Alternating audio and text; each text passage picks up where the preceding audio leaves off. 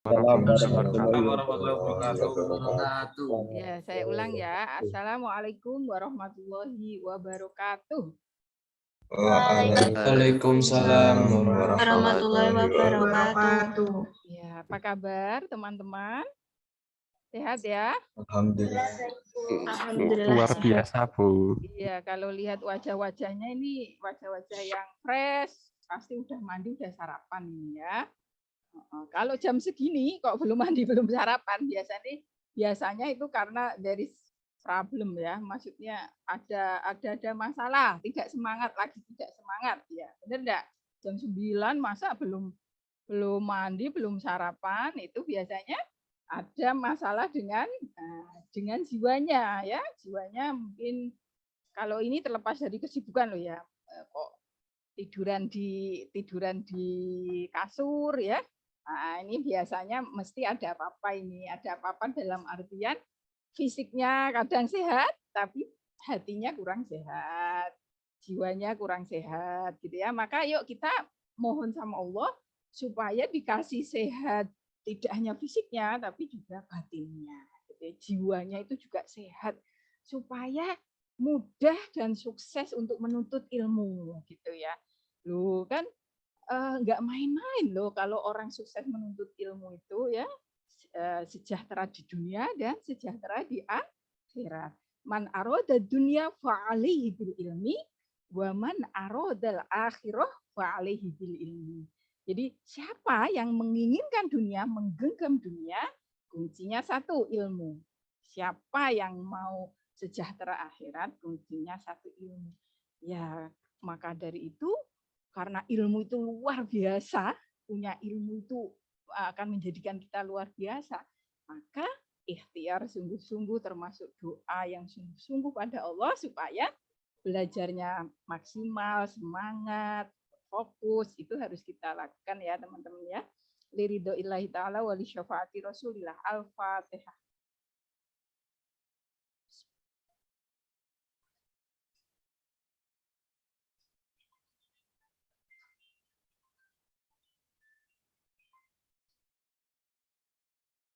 Amin. Baik teman-teman, jadi kemarin kita evaluasi videonya, ternyata dengan menghidupkan kamera juga baru 70-75% ya, kalian bisa wake up atau betul-betul involve gitu ya. Tapi itu sudah bagus. Tapi untuk meningkatkan itu, Ibu kan kebetulan juga mengajar tentang metode pembelajaran ya. Jadi Ibu tahu bagaimana metode-metode yang membuat mahasiswa itu enjoy, merasa mau nggak mau itu terdorong untuk baca dulu, itu Ibu tahu gitu ya. Jadi memang kalian bukan calon guru, tapi kalian levelnya mahasiswa. Mahasiswa itu kemampuan menjelaskan sesuatu, nah itu bagian dari level intelektual mahasiswa, gitu ya. Jadi kemampuan menjelaskan dengan jelas, dengan logis, bisa induktif, bisa deduktif. Induktif itu berarti dari berbagai fakta ada simpulannya, nah, atau menjelaskannya secara deduktif. Intinya apa toh? Baru dikasih contoh-contoh. Nah, itulah mahasiswa. Nah, itu yang akan saya latih supaya teman-teman itu lebih involved. Tapi di sisi lain, dalam metode pembelajaran, kalau teman-teman itu membaca tentang buku quantum teaching dan quantum learning, di situ tuh ada dinyatakan ya, belajar itu nggak bisa dapat inspirasi, nggak bisa berhasil dengan maksimal kalau kita itu nggak enjoy. Jadi kalau kita itu nggak enjoy, tertekan, nah itu bisa nggak maksimal. Maka dari itu ya sebisa mungkin ibu itu nggak nunjuk, sukarela gitu. Tapi kalau terpaksa kelasnya betul-betul quiet, ya mau nggak mau ya toh, awal-awal ditunjuk ya begitu. Nah, saya kan nggak tahu kalau kelas ini ya, karena saya baru mengajar semester ini ya. Nah, semoga kelas ini juga sama dengan kelas yang lain, nggak usah ditunjuk-tunjuk, kadang orang tuh nggak siap gitu. Ya sukarela, sukarela who wants to be a teacher gitu ya. Siapa sih yang mau menjelaskan atau siapa sih yang bisa menjawab pertanyaan teman sehingga ibu itu membiarkan teman-teman berpikir gitu. Berpikir tidak hanya mendengar pasif sehingga tergoda dengan WA atau tergoda browsing meminimize tab, kemudian pikirannya kemana gitu, ibu memfasilitasi itu gitu ya. Nah, minimal dari kalian kalau kalian ingin lebih dari sekedar lulus, minimal AB, kalian minimal sekali be a teacher. Pastikan itu. Jadi rebutan ya. Rebutan. Kalau yang sudah jadi guru, silakan tunjukkan dengan berkomentar, dengan menyanggah. Ya, ketika teman Anda menjelaskan sesuatu atau menambahkan. Gitu ya. Oke, jadi seperti itu. Jadi di kelas saya itu kalau ingin sekedar lulus memang harus aktif, ya. Pinter tok enggak bisa. Pinter tok itu maksudnya sekar PDW dalam proses, ya. Tapi jawabannya bagus gitu. Itu masih tetap kurang. Kok kurang dalam hal proses 20%-nya kurang ya. Rendah 20%-nya nilainya rendah. Baik teman-teman, terlepas dari nilai apalah arti sebuah nilai ya berarti, tapi bukan utama ya. Berarti kalian kalau jurusan IT biasanya minimal 2,7 ya. Kalau jurusan social science, kalau kalian dimasukkan social science, karena teknik informatika bukan teknik yang umum, maksudnya bukan teknik sipil, ya kalian harus 3,0. Itu artinya kalau kurang dari itu masih seleksi administrasi aja udah nggak dilihat, udah ditolak. Jadi mau nggak mau nilai itu penting, tapi jangan dijadikan tujuan utama karena sebenarnya kalau kita prosesnya maksimal nilai itu mengikuti, begitu ya, nilai itu mengikuti. Jadi teman-teman, ayo kita mulai, rileks dulu, silakan tarik nafas dalam sambil istighfar. Setiap Anda menarik dalam tahan 5 detik. Kalau 5 menit nanti kalian nggak bisa nafas. 5 detik ya, tarik. 1, ya tarik. 1, 2, 3, 4, 5, tahan. 1, 2, 3, 4, 5, lepas. Jadi tarik 5 detik, tahan, lepas. Tarik lagi. 1, 2, 3, 4, 5, lepas. Kalau saya ngitung 1 sampai 5 itu berarti Anda sedang menahan ya. Tarik lagi yang dalam. Tahan 1, 2, 3, 4, 5. Ya. Itu suara apa? Siapa itu? Mikrofon siapa? Gitu ya. Jadi seperti itu. Itu secara riset bisa membuat rileks gitu ya. Jadi biar masuk. Kalau orang tegang itu ya pikirannya itu jadinya kurang bisa nyerap, kurang bisa menyerap, gitu ya. Saya menemuin kemarin saya nguji sidang skripsi ya 5 mahasiswa. Ketika nervous itu tuh jawab salah, tegang. Akhirnya ya kebetulan karena saya yang uji, ya coba nggak apa-apa, rileks dulu, minum dulu, nggak apa-apa minum, tak suruh bawa minum enggak, minum dulu ya, minum. Ya untung yang uji seperti ibu ya. Ya kenapa? Karena ibu pengen dia menunjukkan kemampuan maksimalnya. Ibu nggak pengen dia nggak bisa jawab kok. Saya sudah rileks. Ya Allah, ternyata ya lancar jawabnya. Ya, ternyata lancar jawabnya. Jadi rileks itu penting. Syukur-syukur bisa fun, bisa senang, gitu ya. Nah, seperti itu. Baik, sekarang kita akan membahas tentang bersuci ya, toharoh, tentang toharoh. Bentar, ada yang tahu apa itu toharoh? Ada yang tahu nggak? Toharoh itu apa tahu sebenarnya? Mungkin ada yang sudah tahu. Apa ya yang dimaksud dengan toharoh? Itu mungkin sudah baca duluan bukunya, sudah banyak yang beli buku. Alhamdulillah luar biasa ya. lambat laun lama-lama satu kelas beli ya. Beli buku karya para dosen-dosen agama di Unisula, baik yang sudah pensiun, ada beberapa penulis timnya yang sudah pensiun ya. Itu nulis buku itu ya untuk diwakafkan untuk Unisula ya. Belum ada yang tahu apa itu toharo? Toharo itu bersuci, Bu. Ya, bagus. Toharo itu bersuci. Terus maksudnya apa ya toharo? Bersuci itu maksudnya bersuci yang seperti apa? Jadi bayangkan membersihkan. Bersuci dari najis, Bu. Bersuci dari najis. Terus? Mandi, Bu. Mandi. Apalagi? Bersuci dari hadas besar dan hadas kecil. Bersuci dari hadas besar dan hadas kecil. Nah, oke. Apa toh hadas besar dan hadas kecil itu?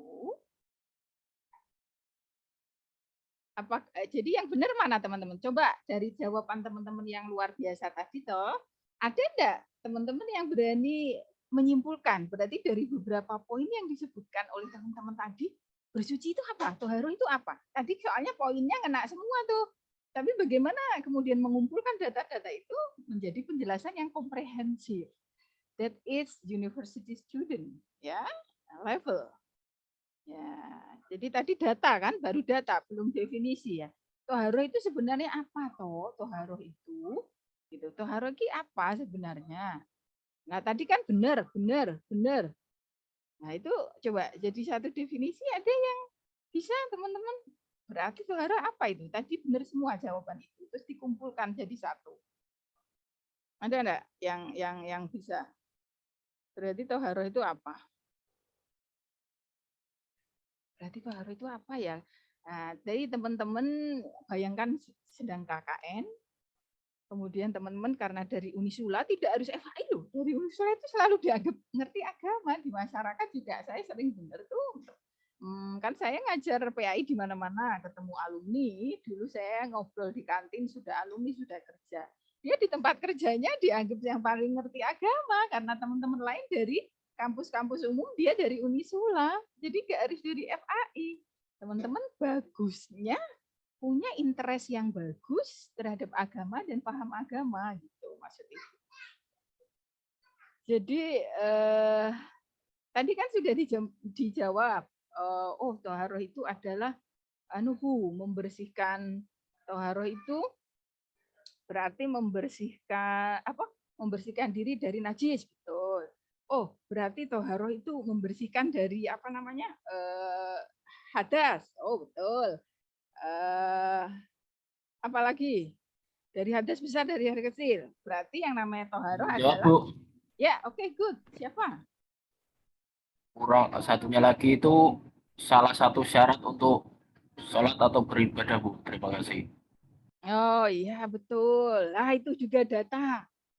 Toharoh itu adalah salah satu syarat untuk sholat, ibadah. Karena kalau kita nggak suci, sholat sama ibadah kita nggak diterima karena syaratnya belum terpenuhi. Tadi baru misalkan kena najis kok sholat, ya itu kan berarti nggak terpenuhi gitu kan. Nah itu berarti data lagi. Nah sekarang berarti pengertian secara komprehensifnya apa? Saya Bu. Oke silakan Mas Daru. Toharo yaitu kegiatan membersihkan diri atau mensucikan diri supaya terbebas dari hadas dan najis. Benar kah Bu? Betul. Ada data yang belum masuk? Sehingga orang itu suci, terbebas dari itu tadi. Ada satu data yang belum masuk tadi. Sehingga supaya dapat melakukan ibadah. Iya, sebagai syarat supaya bisa diterima ibadahnya gitu ya, atau sebagai salah satu syarat ya untuk sah atau diterimanya ibadah sholat terutama atau ibadah begitu aja, karena tidak hanya sholat sebenarnya kan, tapi juga baca Quran juga mengharuskan suci gitu ya. Baik, bagus. Jadi jawaban yang terbagus adalah yang komprehensif seperti itu ya. Ada data menghilangkan hadas, menghilangkan najis. Hadasnya hadas besar, hadas kecil. Tujuannya untuk suci sehingga bisa ibadah. Nah, itu berarti the best answer ya. Jawaban yang bagus, yang khair gitu ya. Oke. Teman-teman, ketika membahas toharoh, nanti untuk bab wudhu, ya, ini saya share sedikit. Untuk bab wudhu, kemudian ini bab wudhu minggu depan ya, toharoh dan wudhu ya, karena ini ringan. Nah, yang sering sekali banyak pertanyaan itu mandi, tayamum, sama tentang najis. Jadi untuk toharoh dan wudhu nanti kalian bisa minggu depan gitu ya. Kita dulukan yang ini dulu, yang dianggap berat gitu ya. Bukan berat, artinya materinya itu kalau wudhu itu kan sejak SD ya, kalian sudah bahas ya, wudhu toharoh. Tapi itu pun tetap kita bahas minggu depan dengan YouTube.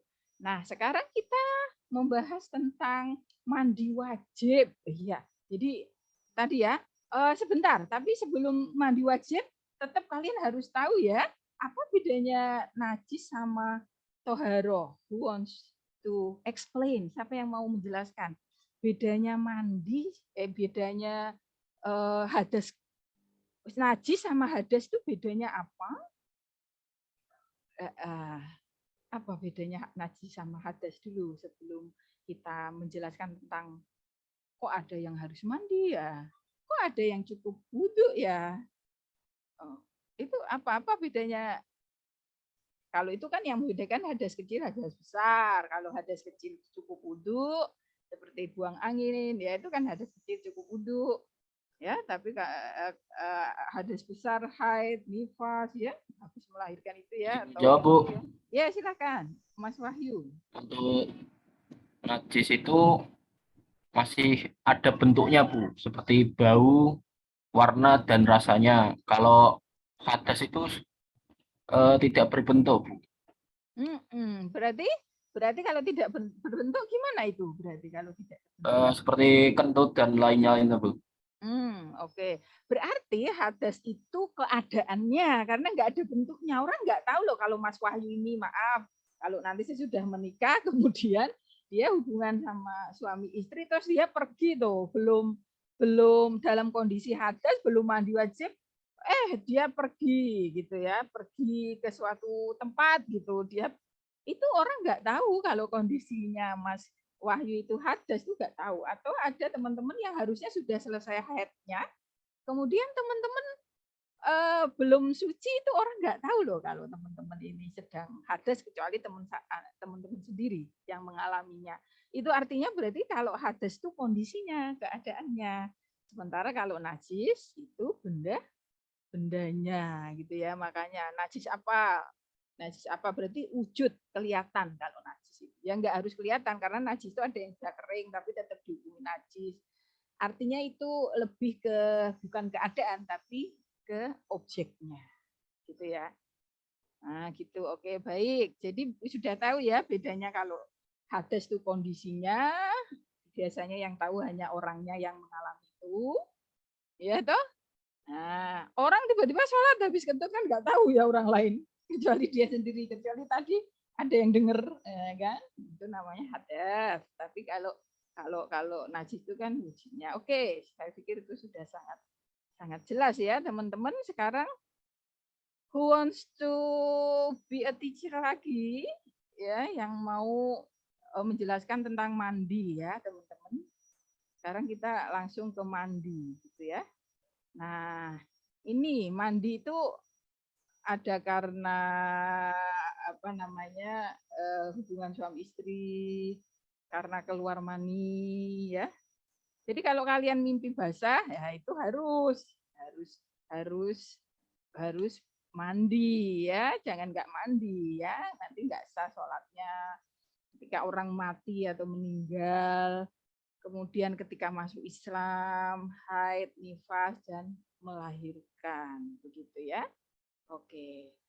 Nah, sekarang yang paling paling umum ya, yang paling umum adalah keluar mani sama haid. Ya, ini yang kita diskusikan.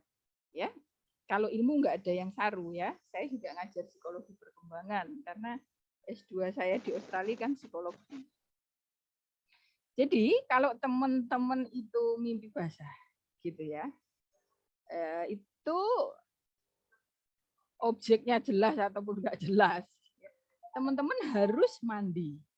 Nah sekarang pertanyaannya, seandainya ya teman-teman itu mimpi tapi nggak sampai basah, harus mandi enggak? Siapa yang bisa jawab? Loh, emang ada tuh Bu seperti itu? Ya ada tuh ya, mimpi tapi nggak sampai keluar mani. Itu berarti harus mandi enggak? Yang Putri juga boleh jawab karena nanti punya anak laki-laki. Harus mandi enggak? Ya, Harus, Pak. Bu, soalnya bangun tidur, Bu, harus mandi. Oh, ada yang ngomong harus mandi. Ya, kenapa harus mandi, Mas Yudi? Amannya mandi gitu ya. Karena bangun tidur, Bu. Bangun tidur lah, tapi kamu nggak benar-benar keluar. Nggak benar-benar nggak keluar sama sekali. Ya, mungkin amannya mandi karena kadang kita itu nggak bisa kalau apa ya keluarnya dikit mungkin nggak ngeh gitu ya. Jadi amannya mandi gitu ya. Ya nggak apa-apa kalau memang itu lebih aman ya. Lebih amannya begitu. Pilih yang teraman. Sekarang kalau yang untuk haid cuman keluar flek coklat. Loh, Bu, ini banyak laki-laki loh Bu, kok bahas itu loh. Justru laki-laki itu dia tak kepala keluarga yang nanti kalau istrinya nggak ngerti, itu dia wajib ngajari. Wajib itu mendidik istri. Menafkahi, mendidik istri. Makanya kalau mau gampang cari aja yang ngerti agama. Tapi kan kita nggak tahu jodoh kita. Maka dari itu teman-teman jangan, itu kan masalah perempuan. Jangan. Ya itu juga ilmu. Dimanapun kalau tahu, semakin tahu ilmu agama, semakin selamat di akhirat. Gitu kan. Ilmu ini kan toharoh ini kan biar ibadahnya diterima. Masa mau masuk surga sendiri kalau istrinya punya istri atau punya anak yang nggak ngerti agama nggak bisa ngajari. Nah sekarang saya tanya ke yang perempuan dulu. Kalau kalian ya sudah waktunya haid sih, atau enggak waktunya haid, tapi keluar flek darah coklat. Terus sesudah itu enggak keluar lagi, cuman street satu kali toh enggak keluar lagi sampai berhari-hari. Nah itu hukumnya gimana? Itu masuk dalam haid enggak? Karena itu sering sekali pertanyaan itu. Dari mulai mbak-mbak sampai ibu-ibu kalau udah ngisi ya pengajian nanti mesti ada yang nanya soal itu, soal fikih itu. Itu kalian dihukumi haid enggak itu keluar darah satu itu? Kalian wajib mandi enggak kalau sesudah itu ketika enggak keluar lagi?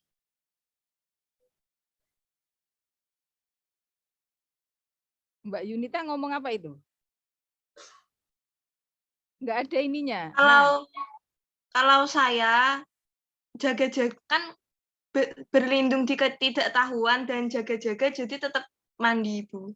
Oh, berarti Mbak Yunita pakai ilmu yang tadi ya, yang mandi basah tadi ya. Ya. Jaga-jaga gitu ya. Ya, oke. Tapi kalau itu bedanya begini.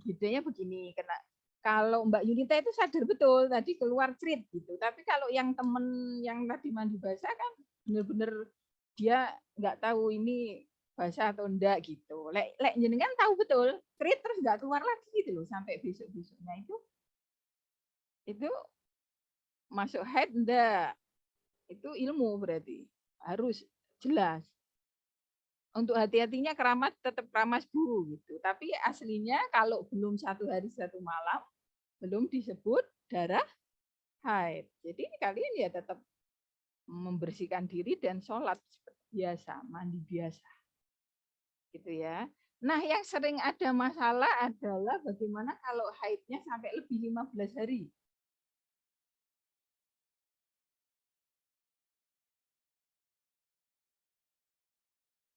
Oh, itu juga Istihadah Bu berarti. ya, itu istihadah ya, berarti wajib dibersihkan dan sholat gitu ya. Itu namanya hadas besar. Berarti kalian itu kalau lebih dari 15 hari kan ada tuh ya, haidnya cuma seminggu, tapi menuju ke seminggu itu setiap dicek pakai kapas masih ada kuning atau masih ada kecoklatan, itu ya berarti kalian tetap harus itu dihukumi haid sampai 15 harinya. Makanya kalau kepingin lancar, kalian rajin minum kunyit asam.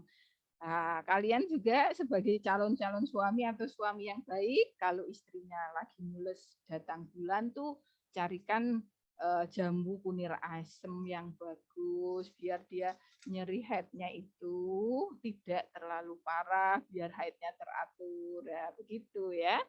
Jadi suami yang baik itu juga ngerti ilmu-ilmu untuk menyayangi istri ya, begitu ya. Untuk yang putri juga gitu. Wah, enak men ya gak sholat 15 hari gitu ya. Wah, enak sekali. Oh, enggak enak.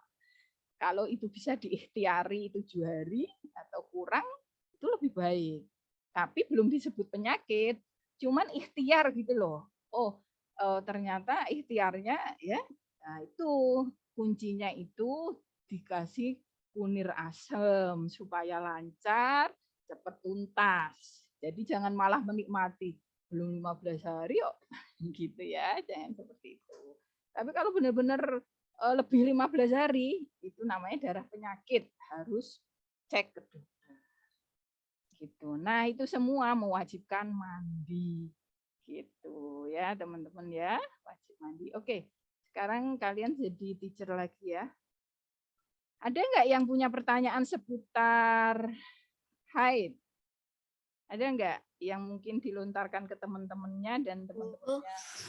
Izin bertanya. Ya, ke kelas ya, ini ke kelas. Ya, Silakan. kan misalkan kita haid. Misalkan saya haid, udah selesai. Tapi jaraknya itu belum sampai lebih dari berapa tuh haid? 28 hari. Kurang dari itu udah haid lagi. Itu gimana ya Bu? Kadang itu ada yang nggak normal 2-3 hari, kadang seminggu tuh udah haid lagi. Itu hukumnya gimana? Itu termasuk darah kotor apa enggak? Terima kasih. Berarti Mbak Novi haidnya berapa misal Pak? Berapa hari misalkan? Misalkan 1 minggu. 1 minggu. Terus udah selesai. Nah, terus setelah berganti bulan beberapa hari apa? Berganti bulan enggak? Enggak.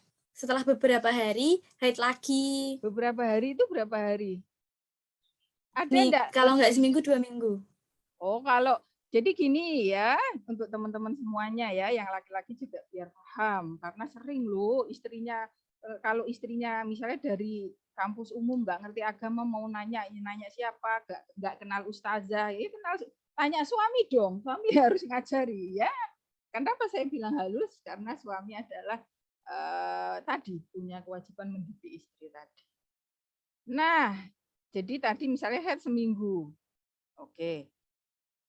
Terus 2 minggu kemudian haid nggak masalah. Tapi kalau sebelum ada seminggu lagi berarti di total belum ada 15 hari.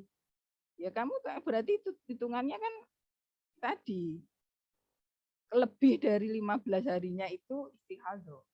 Bisa dipahami enggak? Misalkan haid seminggu, sehari kan ada 4 minggu. Anda haid seminggu, kemudian dapat 3 hari kok haid lagi. Ya ini nanti di total jangan lebih 15 hari. Nanti lebihnya itu adalah istihadah. Tapi kalau selisih 2 minggu ya enggak masalah. Itu artinya Anda yang super subur ya. Karena haidnya banyak ya. Oke, gitu. Yang penting jangan sampai istihadah atau penyakit itu. Gitu ya. Ya. Ingat, ngeceknya harus pakai kapas, harus benar-benar bersih. Jangan masih ada kuning itu enggak boleh ya, harus benar-benar bersih. Itu. Lah bagaimana kalau enggak bersih-bersih Bu? Kalau pakai kapas tetap ada kuning-kuningnya ya. Itu tadi loh pakai kunyit asam. Saya enggak nyebut merek ya. kunyit asam itu diikhtiari rutin 3 hari sebelum haid, 3 hari pada waktu haid, 3 hari sesudah haid. Nah, itu ilmunya begitu supaya lancar, enggak nyeri-nyeri. Karena ada itu, saya punya kenalan kalau haid itu sampai hampir pingsan karena kesakitan ya, sampai guling-guling, sakit sekali. Nah, itu makanya sampai ada yang menyarankan ada cuti haid. Karena ada seorang putri itu kalau haid tuh sehari 2 hari itu Masya Allah sakitnya belum emosinya naik turun ya. Nah, itu seperti itu. Nah, itu suami harus empati. Ini istriku lagi haid ya. Cariin kunyit asem ya, dipijitin mungkin terus kalau istri marah ya maklum dia lagi memang itu gimana ya emosinya itu jadi naik turun itu bukan kemauan kita bukan kemauan perempuan enggak, tapi memang ada metabolisme dalam tubuh yang sedang tidak normal tadi karena mengeluarkan banyak darah tadi sehingga bisa menimbulkan mood yang enggak bagus dan emosi atau sampai istilah guyonannya aku lagi haid tak makan loh kamu. Artinya saking kadang ada yang sampai seperti itu. Jadi teman-teman putri juga harus sadar diri ya, secara psikologis itu ada ilmu yang namanya kecerdasan intrapersonal. Jadi membaca diri. Kok aku tiba-tiba gini amat ya? Oh, ini sudah tanggalnya haid ya Allah, pantesan. Rasanya kok kemerungsung, gelisah, terus ya, nah itu harus sadar diri itu.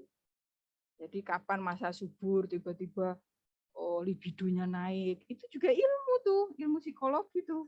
Teman laki-laki juga, pas libidonya pas naik-naiknya itu pas kapan ya? Karena kurang olahraga, karena kurang puasa, begitu ya. Jadi harus sadar diri. Sehingga kalau sadar diri itu tahu strategi. Misalnya teman yang putri, kok aku tiba-tiba uring-uringan, astagfirullah ini mau haid ya ternyata. Astagfirullahaladzim ya. Kalau sadar diri itu segera mengantisipasi. Aku tak banyak diem ketimbang nanti mulutku menyakiti suami, menyakiti anak, menyakiti teman. Ya.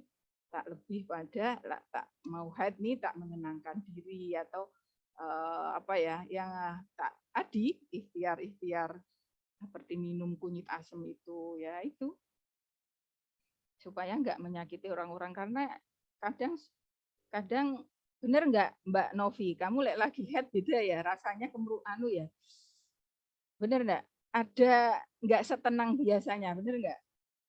Iya. Ya semua putri, tapi ada tingkatan, ada yang ekstrim sampai uring-uringan atau sampai sensitif banget gitu loh, sensi gitu loh. Ada orang ngomong apa dia nanggapi apa gitu ya. Jadi jengkel ya mungkin kan bagi suami yang lihat istrinya jelang haid itu kok gini sih responnya gitu ya. Tapi kalau kita sadar ya astagfirullah ini hari-hari saya mau haid gitu ya. Nah, itu juga ilmu agama itu ya, itu mewajibkan mandi besar. Sekarang ini karena biar aktif lagi ya.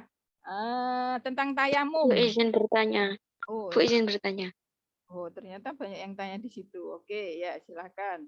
Kalau pas istihadah itu kan wajib sholat. Terus kalau di pertengahan sholat itu keluar gimana, Bu? Sholatnya batal apa enggak? Oke, jadi pas istihadah lebih dari 15 hari itu kan sudah wajib untuk sholat. Itu kan namanya darah penyakit, harus diobati. Harus diobati. Kasihan suami juga ya kalau istihadah. Makanya ya. Berarti ketika sholat itu yang penting ketika Anda sholat itu betul-betul pakai pembalut yang bersih. Yang pastikan nggak ada waktu mau memulainya nggak ada yang netes. Tapi ketika pas sholatnya kan ya kalau netes kan di pembalut tadi toh. Ya. Tapi ikhtiarkan nggak sampai netes gitu ya. Tapi kan tadi di awal sudah bersuci, betul-betul bersih, pembalutnya bersih, wudhu, ya toh, terus sholat. Ya nggak apa-apa dilanjutkan sholatnya, kan sulit kalau nunggu darah berhenti kalau memang dia istihadahnya yang parah ya. Parah itu artinya ya darahnya nggak berhenti gitu. Ya, semoga kita semua sehat ya. Memang tidak mudah menjadi ibu. Makanya laki-laki itu harus hormat sekali sama ibunya, dan perempuan harus paham, nggak boleh menuntut suami itu untuk nomor satukan kita, nggak boleh. Dalam Islam, suami itu walaupun sudah menikah tetap punya kewajiban berbakti pada ibunya, pada ayah ibunya. Jadi nggak boleh kok udah nikah kok istri nomor 2, nggak boleh. Memang iya, ibunya nomor 1 itu yang betul begitu ya. Yang betul dalam Islam walaupun sudah menikah nomor 1 bukan istri, memang ibu. Beda dengan istri. Kalau sudah menikah nomor 1 suami. Jadi selagi suami nggak menyuruh maksiat, antara suami sama ibu kandungnya punya pendapat beda, kita sebagai istri harus manut suami. Nah, itu ilmu juga. Ini kalau nggak tahu ilmunya, kebalik-balik saya lihat di TikTok. Jadi dia bangga sekali suaminya menomorsatukan dia. Siapa yang nomor 1? Ya istri lah. Ibu itu kalau udah nikah kedua loh. Nggak ngerti agama, tak lihat wajahnya wajah memang non muslim. Oh, pantesan. Jadi dia membanggakan suaminya di TikTokin karena suaminya walaupun udah nikah itu menomorsatukan dia. Bukan ibunya gitu loh. Sementara banyak kan laki-laki yang nggak paham itu menomorsatukan istrinya gitu loh. Dan dia bagian dari itu. Tapi itu nggak benar. Itu nggak benar. Walaupun sudah menikah, laki-laki itu tetap harus bakti sama ibunya. Istri yang solihah mendukung istrinya berbakti pada ibunya. Jangan sampai suami udah sukses ngasih sangu, ibunya dilarang-larang. No, ya. Nggak boleh begitu ya.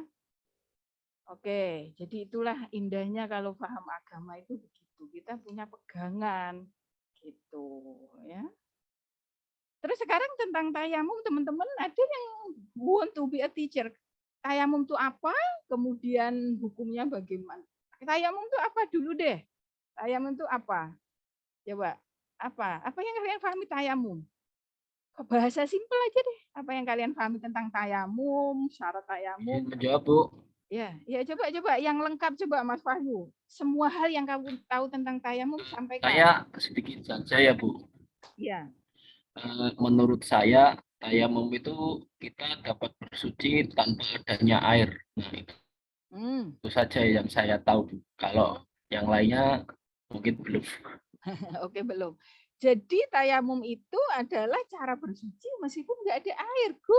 Good and sure. Ada lagi teman-teman yang sudah tahu sedikit hal dan sedikit atau banyak dan mau di-share ke teman-teman lain, apa yang sudah kalian pahami tentang tayamum? Misalkan mungkin apa yang tentang debu, syarat-syarat debunya bagaimana, terus bagaimana, apa yang teman-teman pahami tentang tayamum? Mungkin nggak teman-teman ini di Indonesia ini juga mau nggak mau tayamum, misalkan apapun lah ide bisa kalian sampaikan. Because you are a teacher the same as me. You are a teacher who knows that you know something. Pengen di-share nggak? Misalkan gini aja, siapa yang tahu? Kalau nggak tahu saya pancing dengan pertanyaan.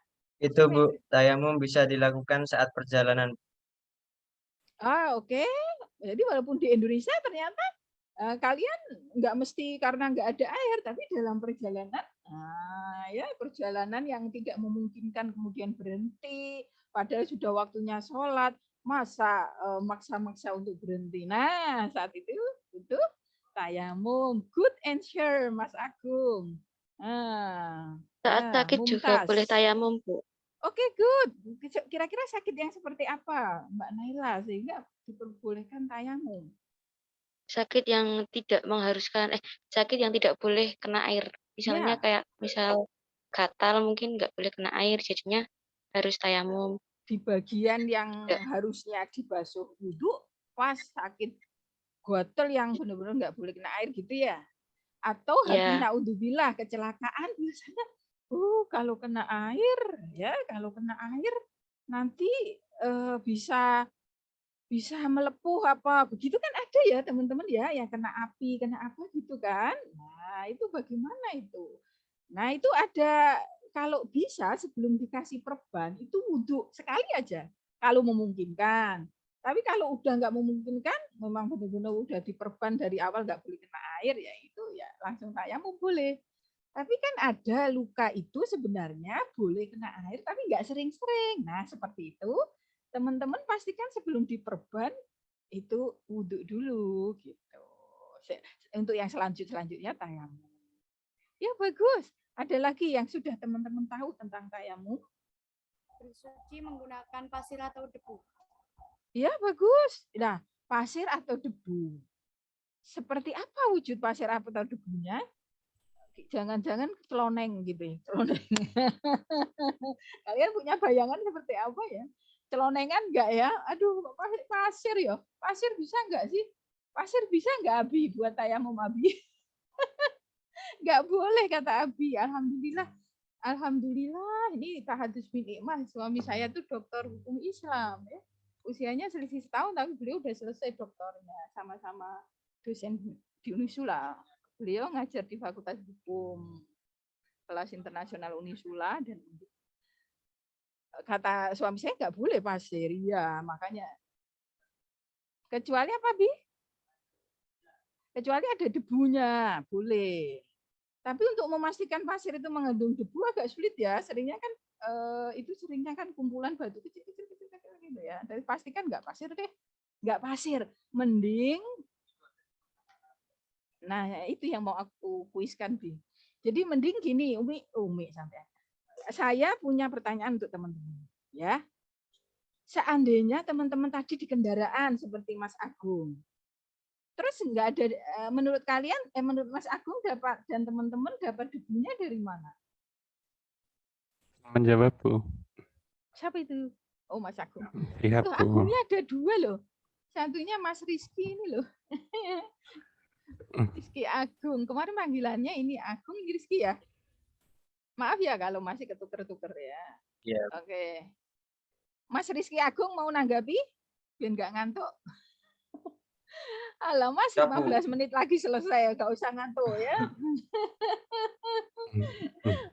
Pokoknya yakin kalau teman-teman ini orang baik semua. Karena orang yang fakih fiddin adalah orang yang berarti oleh Allah itu ditakdirkan baik.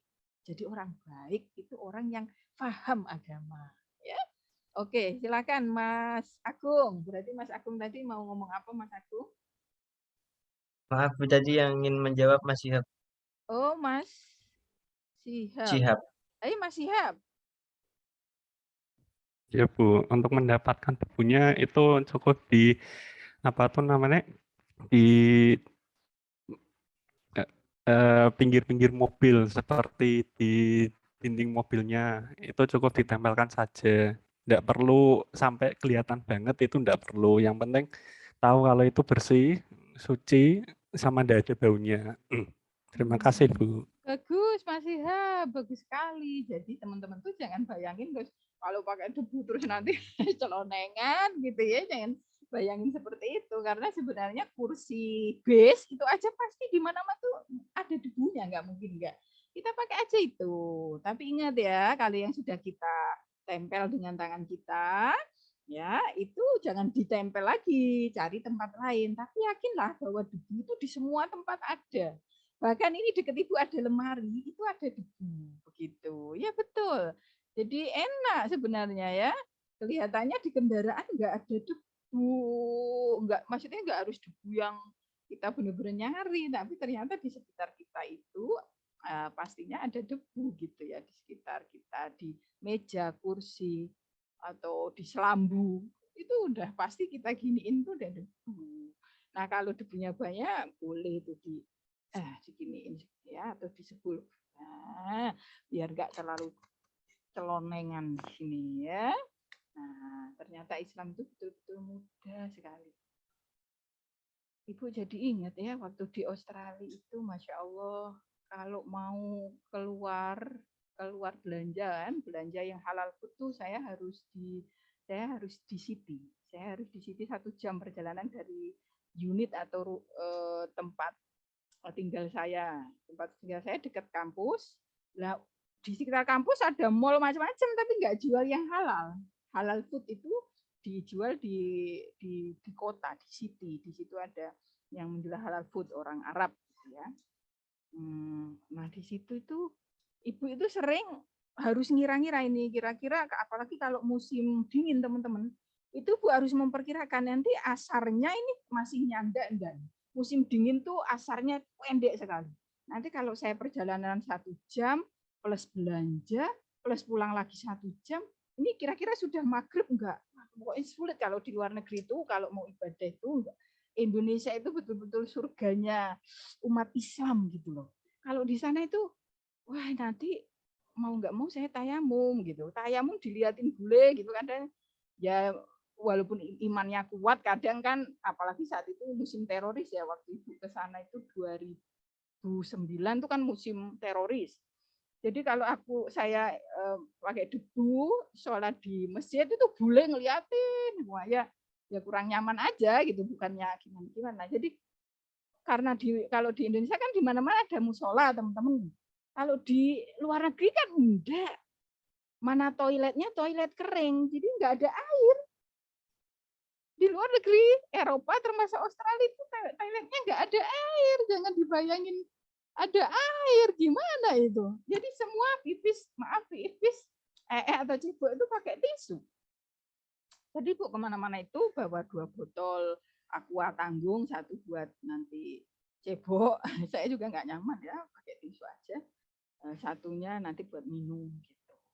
Untungnya di Australia semua water itu drinkable. Jadi keran-keran di mana-mana itu bisa diminum. Drinkable dipastikan aman. Ya itulah. Jadi kalau ke luar negeri ya harus kalau nggak mau sering tayamum, selain banyak dilihatin bule, apalagi saat itu kan teroris, ya musim teroris saat itu ya ibu harus memastikan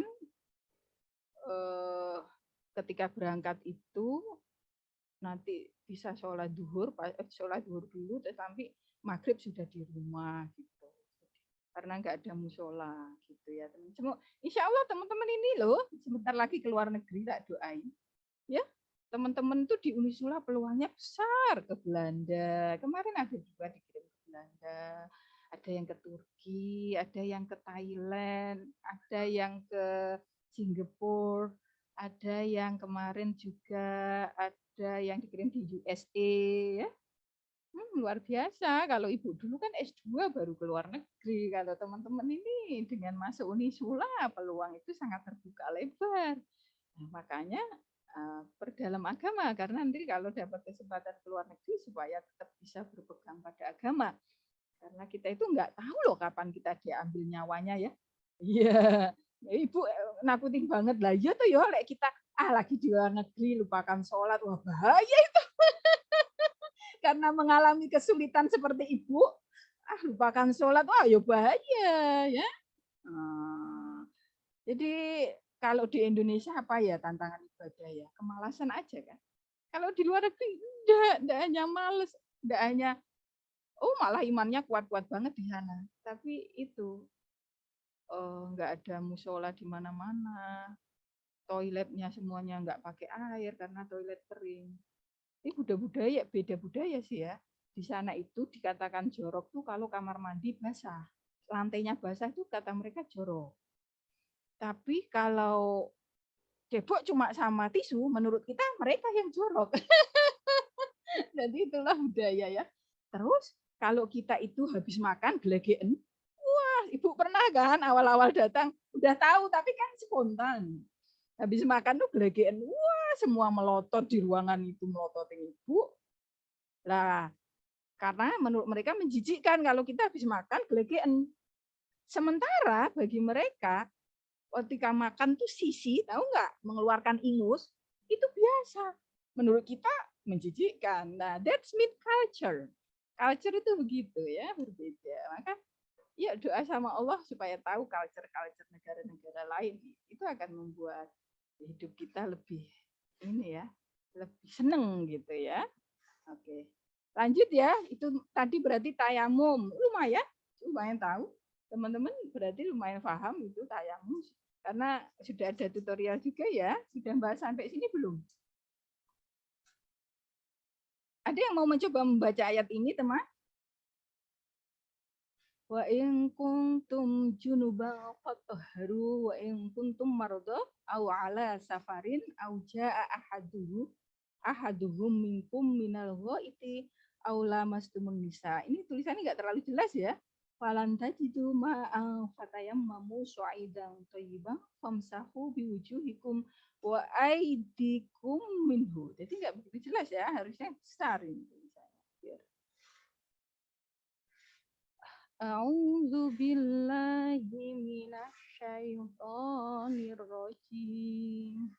Bismillahirrahmanirrahim. Wa in kuntum junuban fatahharu wa in kuntum marada aw ala safarin aw jaa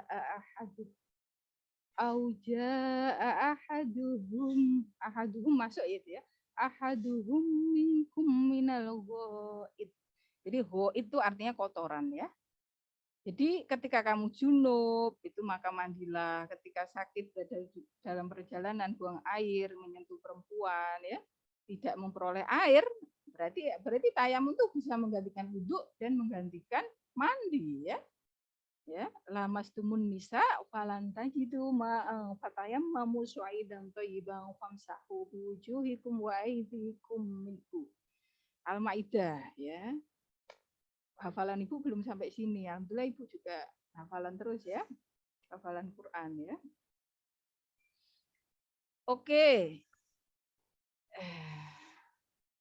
Kalau mau ke Mesir tuh teman saya hafal kemarin tuh hafal 8 juz sudah bisa ikut program ke Mesir ya. Ya lumayan lah Ibu udah 4 juz ya.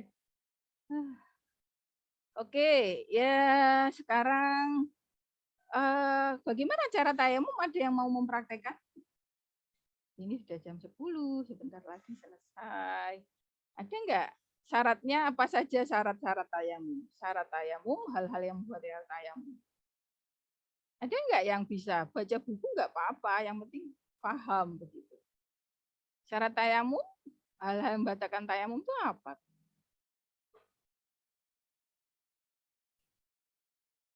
Yang belum aktif sama sekali. Mumpung ada izin menjawab, Bu. Good. Silakan Mbak Najma. Untuk syarat-syarat tayamum sendiri itu adanya halangan, terus yang kedua telah datang waktu sholat, yang ketiga itu mencari air terlebih dahulu, yang keempat itu dengan tubuh yang suci. Untuk hal-hal yang membatalkan tayamum sendiri, itu sama saja seperti hal-hal yang membatalkan wudhu. Terus yang kedua, melihat air sebelum memulai sholat, bagi yang melakukan tayamum karena tidak ada air. Yang ketiga yaitu murtad. Oke, good, bagus. Ya. Ya, jadi itulah tadi ya syarat tayamum dan hal-hal yang membatalkan tayamum. Begitu ya. Ya, itulah teman-teman ya tentang tayamum. Insya Allah nggak banyak pertanyaan sih. Yang sering banyak tanya itu najis. Coba yuk kita kejar najis. Nah ini materi. Bu mau tanya Bu. Oke.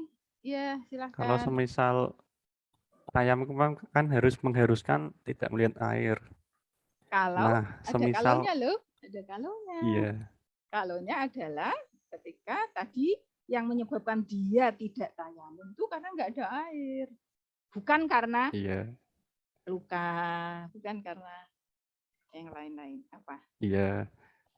Kemudian gimana jika kalau air itu sedikit gitu, terbatas, tidak bisa buat semua anggota badan? That's very good question. Bagus, mumtaz. Pertanyaannya bagus.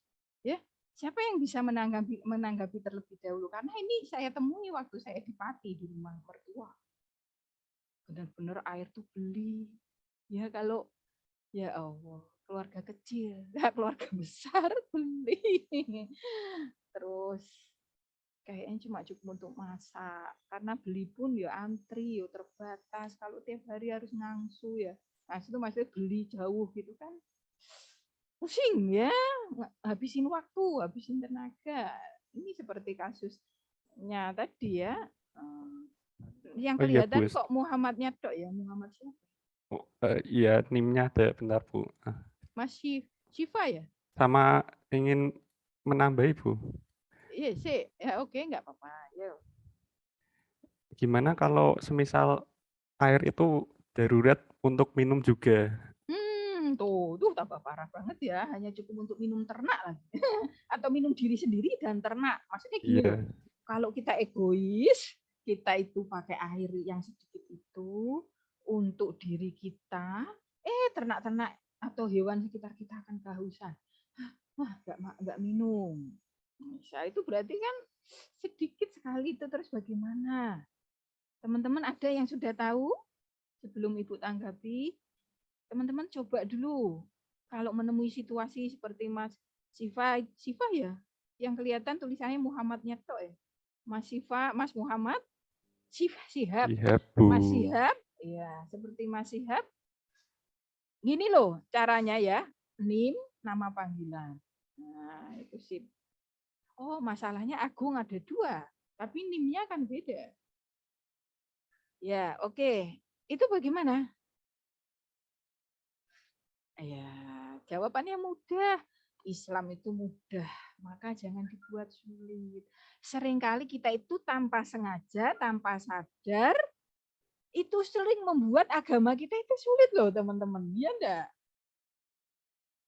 Lah kalau itu memang sedikit, benar-benar cuma cukup untuk masak, untuk minum diri dan ternak, ya tayamum. Aku nggak enak tayamum kayak kurang afdol. Ya dienak-enakan, jangan mempersulit diri atau merasa kesulitan tayamum tapi mendolimi yang lain.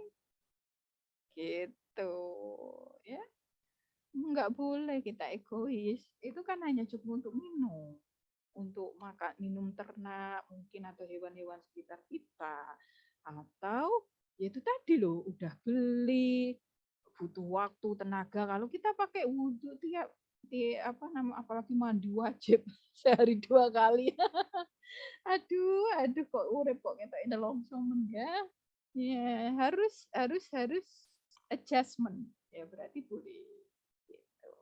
Ya perkara nggak nyaman kalau nggak kena air ya itu kan penyesuaian diri, memang manusia itu begitu. Kalau sesuatu yang nggak biasa nggak enak. Baik. Sekarang terakhir ya tentang najis. Tentang najis ini penting loh. Najis itu karena waktunya cuma kurang 10 menit ya. Najis itu sesuatu yang kotor atau dianggap kotor, menjijikkan ya. Nah, najis itu terkait erat dengan ibadah. Maksudnya sebagai syarat diterimanya ibadah. Karena dalam ibadah itu harus suci, begitu kan? Harus bersih. Nah, terakhir ada 3 najis. Siapa yang raise hand menjelaskan najis ringan dan contohnya, najis sedang dan contohnya? Who wants to be a teacher? I need 3 teachers. Saya butuh 3 ustadzah. Who wants to be a teacher?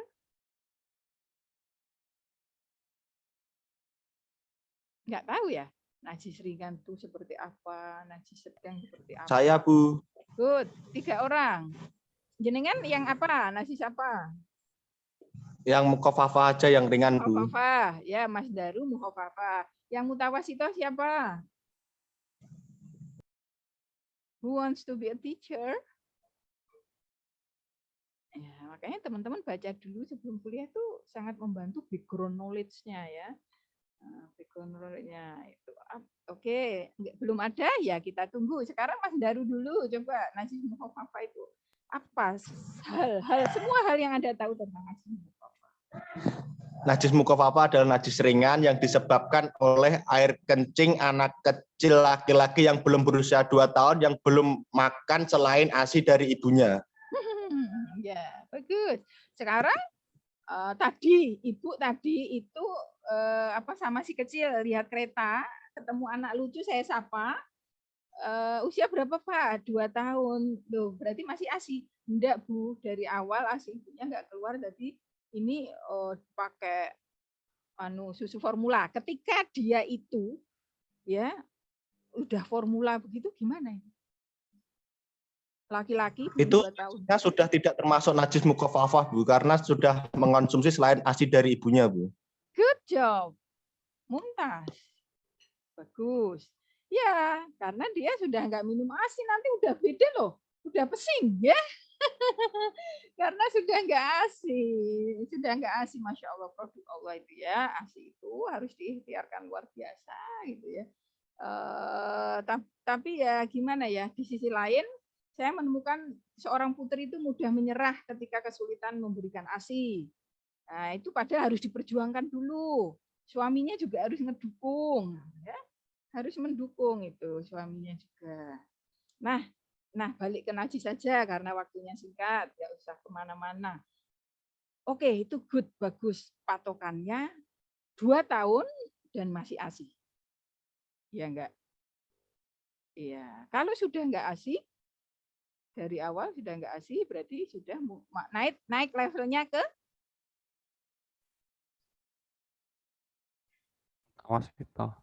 mutawasito. Saiki tapi 2 tahun tuh enggak mungkin cuma ASI aja ya. Iya Bu. Iya, berarti sampai kapan mutawasito itu? Sampai tidak menyusu lagi Bu. Bukan. Enggak ya. Sampai enggak ada makanan tambahan, belum dikasih makanan tambahan. Berarti kira-kira 6 bulan ya, eksklusif ASI ya. Kalau sesudah itu harus makan semuanya ya udah mutawasito ya. Itu kan syaratnya belum makan apa-apa kecuali ASI gitu kan. Sekarang yang mutawasito, good, bagus. Yang mutawasito ada yang bisa jelasin berarti apa mutawasito itu? Saya Bu. Ya, silakan. Mas Sandy.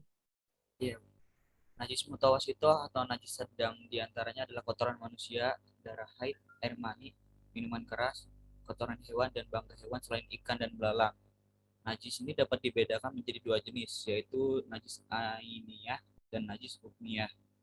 Najis ainiyah adalah najis sedang yang terlihat rupa, rasa, dan tercium baunya. Sementara itu, najis hukmiyah adalah najis yang tidak tampak rupanya seperti bekas kencing dan minuman keras. Ya, bagus. Nah, itu ya.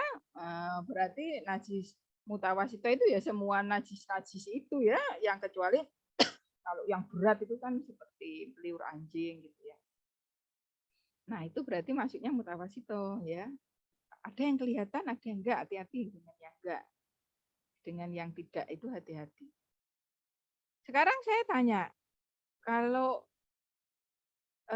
hanya sekedar teman-teman itu hujan, berlari-lari, kemudian lumpurnya ngenai baju padahal mau Jumatan atau mau jamaah tuh kena rukuhnya. Itu najis enggak, teman-teman? Tidak, Bu. Ya. Seperti apa? Tidak, karena hukum dasarnya itu air sama tanah itu suci, Bu. Jadi boleh Jumatan, Bu.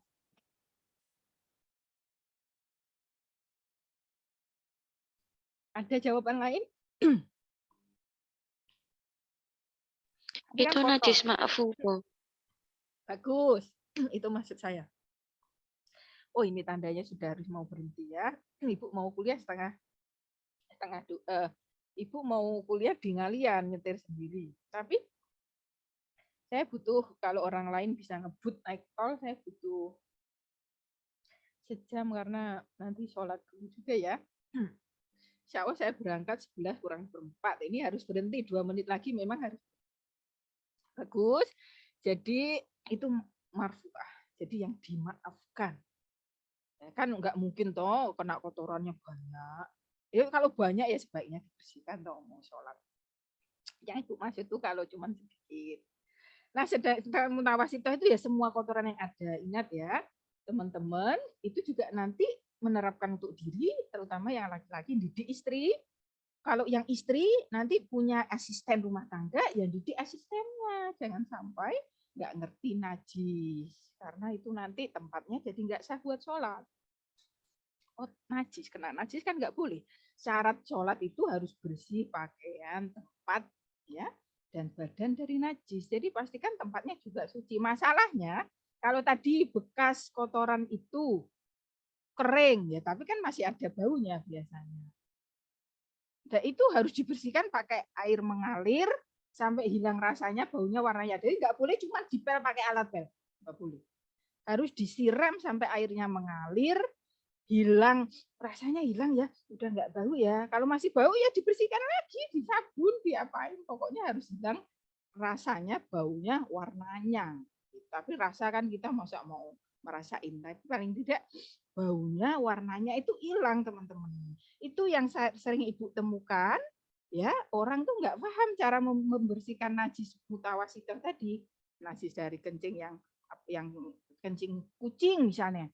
Oh, kucing di sini banyak sekali loh. Banyak sekali di sini, tiba-tiba masuk. Ya Allah Gusti. Dia itu pipis di ini gorden Ibu.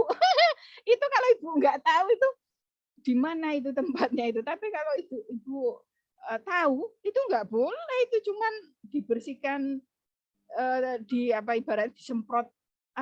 Cuman dikit aja cerut kok. Tadi pusnya nggak boleh cuma disemprot pakai apa, spray, nggak boleh.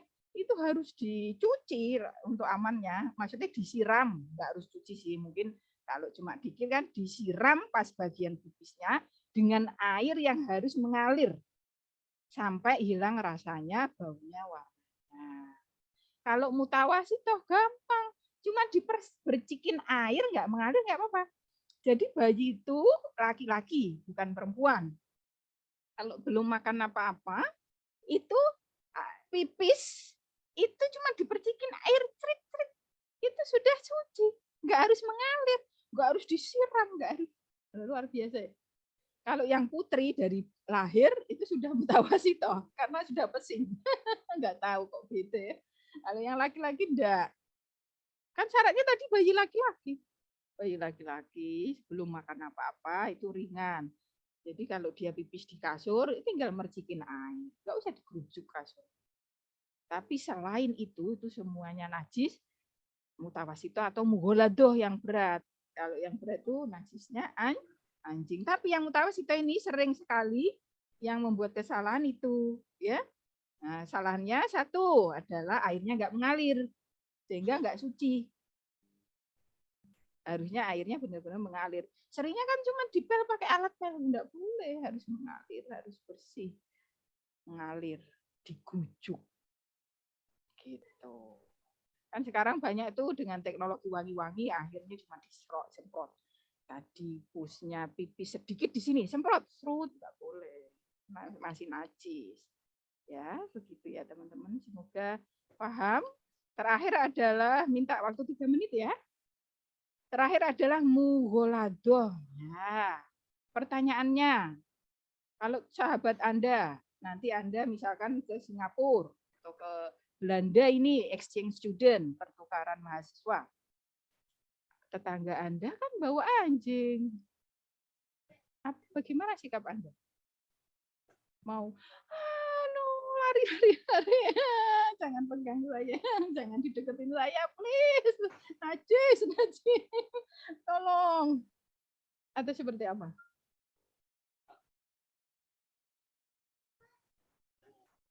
Kayaknya enggak sih. Belum pernah ke luar negeri, siapa yang mau komen? Loh, that's really might be happen to you. Loh, mungkin saja terjadi dalam waktu dekat ini kalau rezeki mah. Kalian exchange student semester 5 biasanya. Dapat bilalah kalian cemerlang, punya potensi apa? Punya kemampuan nulis misalnya, punya kemampuan debat, punya kemampuan apalah, informatika, lomba-lomba. Oh, gampang sekarang. Oke, jadi Ibu cerita untuk jawabannya ya. Cerita 2 menit cukup nggak ya? Cukup. Jadi Ibu itu punya sahabat, Ibu itu sering mengunjungi di rumahnya, Ibu nggak mau melukai hati sahabat Ibu, Jadi yang ibu lakukan, ya tetap kalau anjingnya mendekat, ya nggak apa-apa, ibu elus-elus. Loh kok gitu banget Bu, najis loh. Loh kan ada caranya. Habis itu semua pakaian ibu, ibu cuci pakai air 1 kali, lainnya pakai debu. Jadi ibu cuci 7 kali. 6 kali pakai debu, 1 kali pakai air. Saking ibu itu jaga sahabat ibu itu loh. Lah ibu nggak suka dengan anjing, dia suka anjing, gimana? Padahal ibu kan sahabatan sama dia. Jadi akhirnya ya alhamdulillah sih dia ke Indonesia 2 kali ngunjungi. Ke Semarang 2 kali.